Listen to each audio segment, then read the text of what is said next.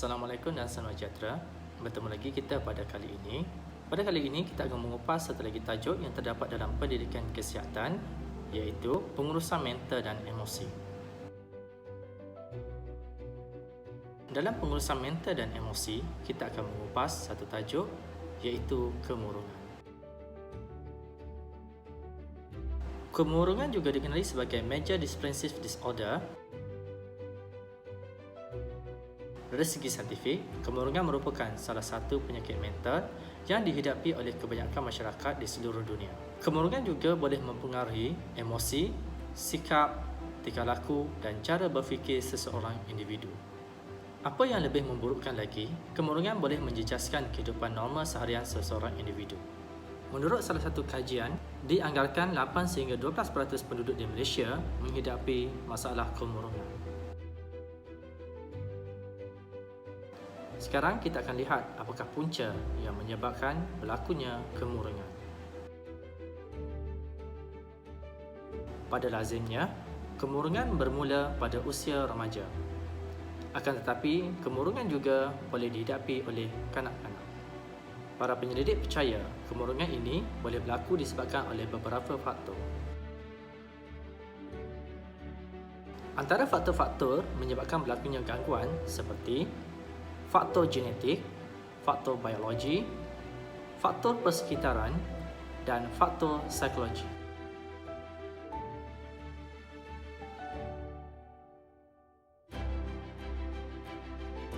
Faktor-faktor ini termasuklah juga sejarah kemurungan diri dan keluarga, ubat-ubatan yang digunakan untuk merawat penyakit-penyakit tertentu seperti penyakit diabetes, penyakit kanser, penyakit jantung dan penyakit Parkinson. Selain itu, kemurungan ini boleh menyebabkan penyakit itu menjadi semakin lebih teruk. Trauma, tekanan atau perubahan besar dalam kehidupan, penggunaan media sosial secara keterlaluan, terutama jika melibatkan buli cyber. Sekarang kita akan lihat apakah tanda-tanda kemurungan.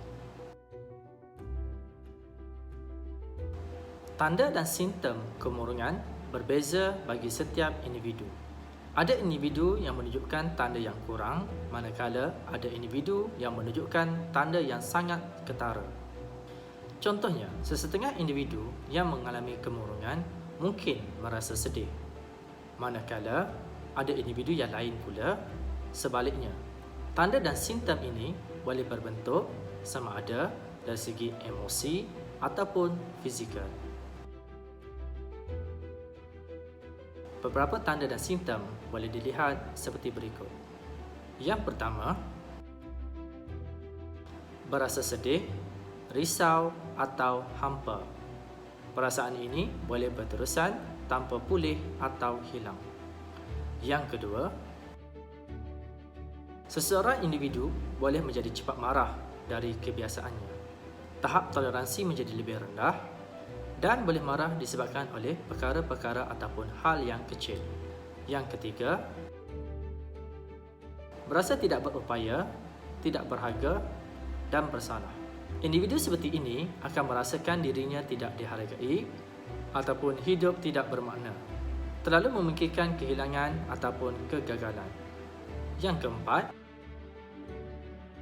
kurang berminat dalam menjalankan aktiviti, iaitu tidak lagi menikmati hobi serta kurang dan tidak minat untuk bersosial. Yang kelima, kurang bertenaga. Berasa terlalu letih dalam rutin seharian, rutin dan tugas harian menjadi sukar untuk diuruskan. Yang keenam, berkomunikasi atau bergerak lebih lemah dari kebiasaan, mengalami pergerakan tubuh badan yang lemah dan mengambil masa yang lama untuk bercakap walau sepatah perkataan. Yang ketujuh, kegelisahan. Berasa gelisah atau terganggu tanpa sebarang sebab yang khusus. Mungkin menunjukkan tanda sukar untuk duduk diam. Yang ke-8, sukar memberi tumpuan. Berasa terbeban untuk membuat keputusan. Yang ke-9, perubahan corak tidur. Bangun terlalu awal atau sukar tidur. Tidur terlalu lama dari kebiasaan.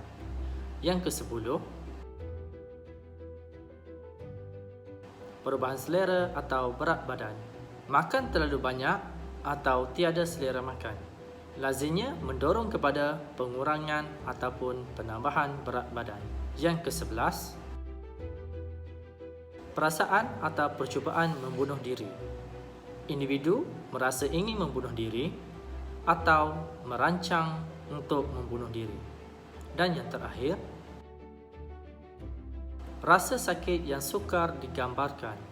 Rasa sakit, kejang atau masalah penghadaman yang bukan disebabkan oleh masalah fizikal ataupun tidak dapat dirawat dengan ubat.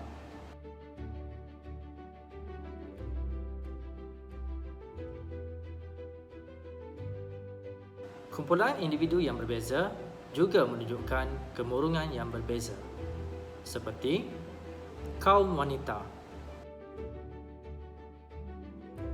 Kaum wanita mungkin berasa sedih, tidak berharga dan rasa bersalah. Kaum lelaki mungkin menyembunyikan emosi atau menunjukkan rasa marah. Tingkah laku yang agresif menunjukkan masalah fizikal seperti degupan jantung yang laju dan masalah penghadaman. Kanak-kanak lebih tua dan remaja biasanya menunjukkan tanda seperti merajuk, bermasalah di sekolah dan mudah merasa jengkal. Kanak-kanak yang muda menunjukkan tanda tidak mahu ke sekolah, berpura-pura sakit, memeluk ibu bapa dengan erat atau bimbang ibu bapa mereka akan mati.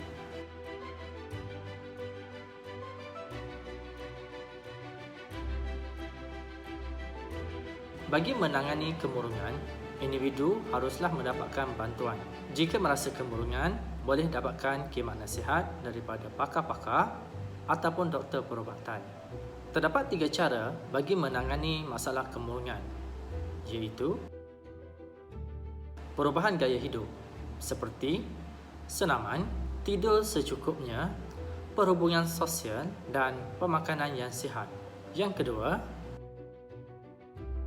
terapi perbincangan, juga dikenali sebagai psikoterapi.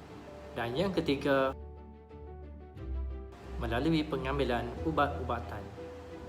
Selain itu, terdapat juga cara lain bagi menangani kemurungan seperti sentiasa aktif dari segi fizikal, sentiasa prihatin, tetapkan keutamaan, luangkan masa dengan individu lain, tetapkan matlamat yang realistik. Kemurungan boleh diurus dengan awal melalui beberapa kaedah dan juga pendekatan yang diambil secara positif. Yang pertama, berpegang kepada ajaran agama. Mendekatkan diri dengan amalan kerohanian akan meningkatkan keyakinan diri. Keseimbangan aktiviti kerohanian dan fizikal secara tekal akan membendung penyakit kemurungan secara psikologi dan lahiriah. Yang kedua, tingkatkan keyakinan diri. Teknik komunikasi berkesan dapat membantu mengurangkan tekanan yang dihadapi oleh remaja. Ibu bapa juga harus berperanan dalam meningkatkan keyakinan anak-anak. Yang ketiga, tidur secukupnya. Mengamalkan gaya hidup sihat dengan tidur mencukupi. Ini boleh mengurangkan tekanan dan juga kemurungan. Tidur yang mencukupi boleh menghindarkan diri dari penyakit seperti insomnia dan hypersomnia. Yang keempat, amalkan gaya hidup sihat. Memperoleh kesihatan fizikal yang baik melalui gaya hidup sihat. Jauhi budaya merokok agar dapat mengelak diri daripada penyakit. Yang kelima, bertenang dan sentiasa bersikap positif. Meluahkan perasaan kepada individu lain seperti guru bimbingan kaunseling, ibu bapa dan rakan-rakan lain yang dipercayai. Bersikap positif merupakan salah satu cara berkesan untuk menangani kemurungan.